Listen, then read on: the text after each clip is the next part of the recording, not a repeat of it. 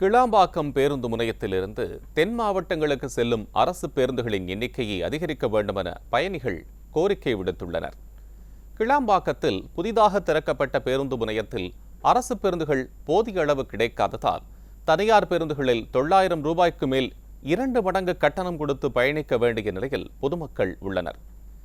ஏழை எளிய மக்கள் அரசு பேருந்துக்காக பல மணி நேரம் காத்திருக்கும் நிலை நாளுக்கு நாள் அதிகரித்து வருகிறது.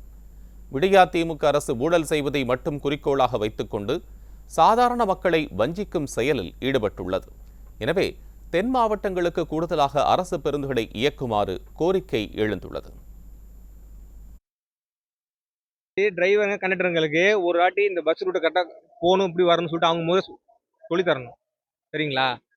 அதான் இப்போ பிரச்சனை. இப்போ பாருங்க, இவ்வளோ ஜனம் நிற்குது எங்கள் பக்கம் போகிற ஜனங்க. யாருக்கும் பஸ் எப்போ வரும்னு தெரியாது, என்ன வரும்னு தெரியாது. அங்கே பார்த்தீங்களா எவ்வளோ பேர் நிற்கிறாங்க, கிட்டத்தட்ட 200-300 பேர் நிற்கிறாங்க. வெளியூர் போற அனைத்து மக்களுக்கும் மிகவும் கஷ்டப்படுறாங்க. எல்லாம் கிளாம்பாக்கம் பஸ் ஸ்டாண்ட்ல இங்க பாருங்க, நிறைய கூட்டம் நிக்கிறாங்க. யாருக்கும் பஸ் கிடைக்க மாட்டேனுது. எல்லாம் குழந்தைங்களை வச்சுக்கிட்டு, சின்ன குழந்தைங்களை வச்சுக்கிட்டு, வயசானவங்க எந்த இடத்துல ஏறது, ஒரு பஸ் கூட கிடைக்கவே மாட்டேனுது.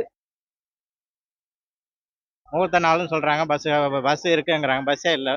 இவ்வளோ பாருங்க, எல்லாம் எவ்வளோ கும்பல் இருக்காங்க.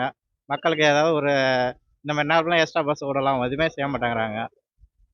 மக்களோட கஷ்டத்தை புரிஞ்சிக்கவே மாட்டேங்கிறாங்க.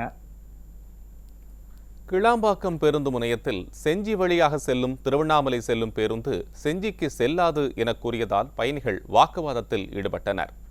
அதிகாரிகளிடம் கேட்டால் அலட்சியமாக பதில் கூறுவதாக பொதுமக்கள் குற்றம் சாட்டியுள்ளனர்.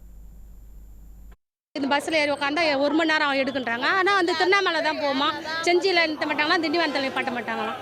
என்ன பண்ணுறது? இந்த மாதிரி பஸ் விட்டு நாங்கள் என்ன பண்ண முடியும்?